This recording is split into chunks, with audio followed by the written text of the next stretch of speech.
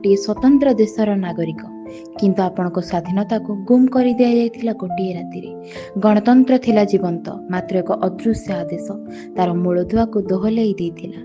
सेई राति जेउठी अंधकार एमिति थिला जे आलोक मध्य भय करी उठिथिला। नीति न्याय और नियमर भित्ति चूर्ण विचूर्ण होईगला। आज आपण देखिबे एक वीडियो जेउथिरे प्रश्न रहिछि, चित्कार रहिछि एवं रहिछि एक सत्तार पाशव मुह। आज आपण देखिबे संविधान हत्या दिवस, एक दिन जो दिन जनसाधारण मौलिक अधिकार घटी विपात विपर्यय। यह केवल इतिहास नुहे, यह वर्तमान पई चेतावनी अटे।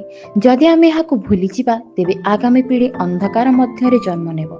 गणतंत्र मूल्य हेउछि जाग्रत नागरिक जे प्रश्न करे और अन्याय विरुद्ध रे आह्वान करे। स्वागत करुछु आपणकु संविधान हत्या दिवस रे। एही वीडियो केवल देखंतु नाही, अनुभव करंतु, प्रश्न करंतु एवं जाग्रत रहंतु। कारण गणतंत्र ना केवल एक व्यवस्था, यह आपणक आस्था, विश्वास और भरोसार प्रतीक। ऐतिहासिक पृष्ठभूमि साल था 1975। देश ने अभी अभी युद्ध की विभीषिकाएं देखी थी। आर्थिक संकट गहराता जा रहा था। बेरोजगारी और महंगाई से जनता त्रस्त थी, लेकिन जनता की आंखों में एक और आग जल रही थी, व्यवस्था के खिलाफ असंतोष की आग। देश के कोने कोने में विरोध की आवाजें उठ रही थी। छात्रों ने सड़कों पर उतरना शुरू किया, मजदूरों ने काम बंद किया और एक आंदोलन धीरे धीरे जनक्रांति का रूप लेने लगा। और इस जनक्रांति का चेहरा बने लोकनायक जयप्रकाश नारायण। उन्होंने सत्ता से नहीं, व्यवस्था से टकराने का ऐलान कर दिया था। उन्होंने युवाओं से कहा था, संपूर्ण क्रांति लानी है, व्यवस्था बदलनी है। सरकार डगमगा गई। प्रधानमंत्री इंदिरा गांधी पर इल्जाम थे भ्रष्टाचार, सत्ता का दुरुपयोग और संविधान की मर्यादा को लांघने का आरोप। 12 जून 1975 को इलाहाबाद हाईकोर्ट ने इंदिरा गांधी के चुनाव को अवैध घोषित कर दिया। यह फैसला न सिर्फ एक झटका था, यह लोकतंत्र की नींव पर उठाया गया कानूनी हथौड़ा था।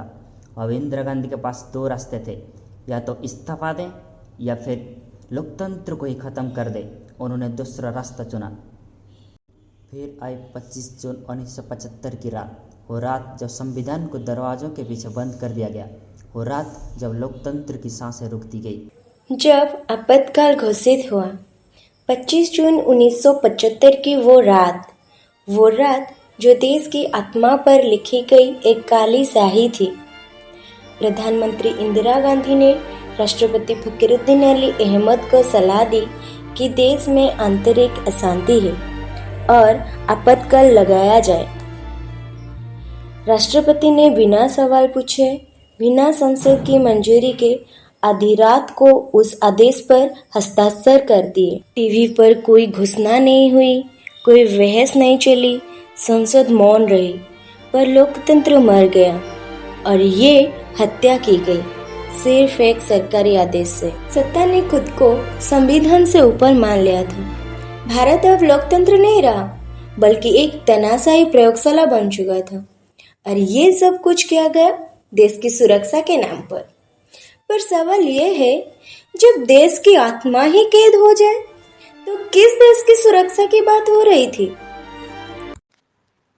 वो रात सिर्फ एक तारीख नहीं थी, वो लोकतंत्र के लिए एक चेतावनी थी। बिजली नहीं गई थी, पर अंधेरा छा गया था, अधिकारों का अंधेरा। रेडियो पर सिर्फ एक आवाज गूंजती थी, सरकार की। देश को बताया गया कि ये फैसला जरूरी था। लेकिन सवाल ये है, किसके लिए? एक नेता जिसने देश के संविधान से ज्यादा अपने सिंहासन को जरूरी समझा। बोलने की आजादी, चलने की आजादी, सोचने की आजादी, सब कुछ बंधक बना लिया गया था। आपातकाल सिर्फ एक फैसला नहीं था, ये लोकतंत्र की सबसे बड़ी परीक्षा थी। आपातकाल सिर्फ सत्ता का विस्तार नहीं था, यह एक सुनियोजित हमला था हमारे संविधान की आत्मा पर।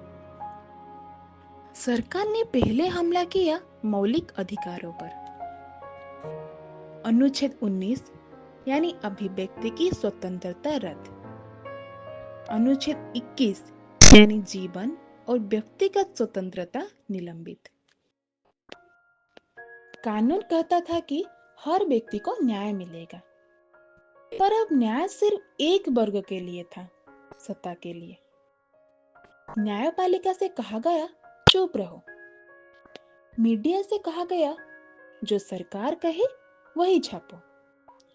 जनता से कहा गया जो मिल रहा है उसी में खुश रहो। हर अखबार की सुबह पहले सेंसर अधिकारी की रात से होकर गुजरती थी। द इंडियन एक्सप्रेस और द स्टेट्समैन ने अपने संपादकीय खाली छोड़ दिए, सिर्फ यह बताने के लिए कि अब बोलने की आजादी नहीं बची। रेडियो पर सिर्फ सरकार बोले, टीवी पर सिर्फ इंदिरा दिखे। देश की आंखों पर पट्टी और कानों में सत्ता का शोर भर दिया गया। संसद, जहां देश की आवाज गूंजनी थी, वो एक सरकारी मोहर बन गई थी। कोई बहस नहीं, कोई विरोध नहीं, कोई विपक्ष नहीं। यह वो दौर था जब विरोध एक अपराध, सवाल एक साजिश और संविधान एक बंद किताब बना दिया गया। देश में हर संस्था, संसद, न्यायालय, प्रेस, यहाँ तक कि विश्वविद्यालय, सबको एक ही संदेश दे दिया गया, सर झुकाओ या कुछ ले जाओ। जब संविधान की पंक्तियां मूक हो जाए, जब न्याय की मूर्ति आंख मूंद ले, जब कलम टूट जाए और जुबानें कांपने लगी, तो समझो लोकतंत्र अब जीवित नहीं, केवल नाम मात्र है। जब जनता कुचली गई पर झुकी नहीं, आपातकाल सत्ता की सनक थी पर जनता उसका शिकार। हर वो व्यक्ति जो बोल सकता था बंद कर दिया गया, हर वो विचार जो सवाल उठा सकता था गला घोंट दिया गया। हजारों लोगों को जेल में ठूंस दिया गया, बिना सुनवाई, बिना आरोप, बिना समय सीमा। कोई छात्र था जो बस एक नारा लगाता था, इंदिरा गांधी इस्तीफा दो। कोई पत्रकार था जिसने अखबार के कोने में एक सत्य छाप दिया। कोई किसान था जिसने राशन की कमी पर सवाल कर दिया। इन सभी का अपराध सिर्फ एक था, सच बोलना। और तब शुरू हुआ वो दौर जब रात में दस्तक का मतलब था गिरफ्तारी, जब जेल में जगह कम पड़ गई और पुलिस स्टेशंस में इंसानों को जानवरों की तरह ठूस दिया गया। संख्या बताती है 1 लाख से ज्यादा लोग बंद किए गए, पर आंकड़े कभी नहीं बता सकते कि डर कितना गहरा था। किसी माँ का बेटा रातों रात गायब हो गया, किसी बहन ने आखिरी बार जेल के लोहे के पीछे से भाई को देखा, किसी पत्नी ने बरसों इंतजार किया पर कोई जवाब नहीं आया।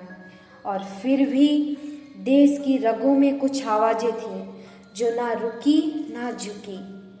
जेपी आंदोलन की चिंगारी बुझी नहीं, बल्कि लाखों लोगों के सीने में जलती रही, अंदर जेल में और बाहर मैदानों में। लोकतंत्र जिंदाबाद की गूंज धीमी सही मगर अमर रही। ये कहानियां सिर्फ यातना की नहीं है, ये याद दिलाने के लिए है कि जब एक देश डर से कांपता है तब कुछ लोग होते हैं जो सवाल बनकर उठते हैं। जब लोकतंत्र टूटकर फिर से बना, आपातकाल एक झटका था, लेकिन ये केवल एक समय का घटना नहीं थी। उसने भारत को जगा भी दिया और झंझोर भी दिया। एक तरफ जनता पर अत्याचार हुए, लेकिन दूसरी तरफ वही जनता संकल्प बन गई।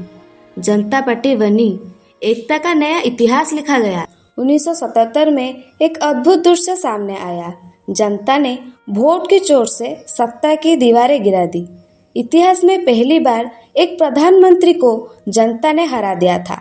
लोकतंत्र ने खुद को पुनर्जीवित किया।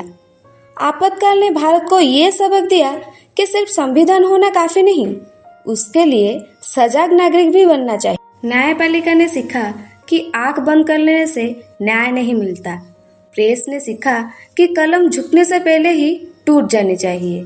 जनता ने सीखा कि वोट केवल अधिकार नहीं, उत्तरदायित्व भी कहलाता है। हमारा लोकतंत्र टूटा जरूर, लेकिन हर दरार में नया बीज बोया गया, जैसे कि सत्ता पर सवाल करने का, संविधान को सर्वोच्च मानने का और भविष्य को सुरक्षित रखने का। आपातकाल बीता नहीं है, वो हर बार लौटता है जब हम मौन हो जाते हैं, पर हर बार उसे हराना भी पड़ता है जब हम संविधान के साथ खड़े हो जाते हैं। संविधान हत्या दिवस सिर्फ इतिहास नहीं, चेतावनी है। 25 जून को केवल एक तारीख के रूप में देखना आसान है, लेकिन इसे भूल जाना सबसे बड़ा धोखा होगा, क्योंकि आपातकाल कभी अचानक नहीं आता, वो धीरे धीरे आता है। जब हम सवाल करना छोड़ देते हैं, जब सत्ता को ईश्वर बना देते हैं और जब संविधान की जगह चेहरों को पूजने लगते हैं। संविधान हत्या दिवस कोई बदले की पुकार नहीं है, ये एक आईना है जिसमें हमें अपना चेहरा देखना है। क्या आज हम उतने ही सजाग है?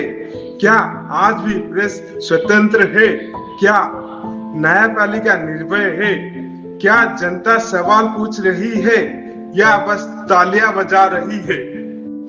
इसीलिए 25 जून को हम क्रोध से नहीं, चेतना से देखें। इस दिन को याद रखना ताकि कोई नेता, कोई पार्टी, कोई सत्ता फिर कभी इतनी ताकतवर ना हो सके कि संविधान को रद्दी की टोकरी में फेंक दे। लोकतंत्र एक बार मरा था, हमने उसे जिंदा किया। अब हमारी जिम्मेदारी है कि वो दोबारा कभी ना मरे। संविधान जिंदाबाद, गणतंत्र अमर रहे, जनता सर्वोच्च है। अब आपकी बारी है लोकतंत्र को जिंदा रखने की। इतिहास सुनाया गया, अब सवाल उठता है, क्या हम फिर से वही गलती करेंगे? आज सत्ता बदल सकती है, चेहरे बदल सकते हैं, लेकिन अगर जनता मौन है तो आपातकाल कभी भी लौट सकता है। वो बिना घोषणा के भी आ सकता है। जब संसद में आलोचना रुकती है, जब मीडिया से सवाल छीन लिए जाते हैं, जब जनता से सच्चाई छुपाई जाती है, तब लोकतंत्र नहीं रहता, केवल दिखावा बचता है। इसलिए इस वीडियो को सिर्फ देखा नहीं जाना चाहिए, साझा किया जाना चाहिए, स्कूलों में पढ़ाया जाना चाहिए, युवाओं को सुनाया जाना चाहिए और नेताओं को याद दिलाया जाना चाहिए। आपातकाल एक इतिहास है, पर जागरूकता एक जिम्मेदारी है। अब संविधान की रक्षा हम सबकी जिम्मेदारी है। ना भूले हैं, ना भूलेंगे, 25 जून को याद रखेंगे, क्योंकि जब संविधान मरा था तब पूरी जनता रोई थी। सावधान रहें, सतर्क रहें, सवाल जरूर करें। यही सच्चा राष्ट्रवाद है, यही सच्चा लोकतंत्र है।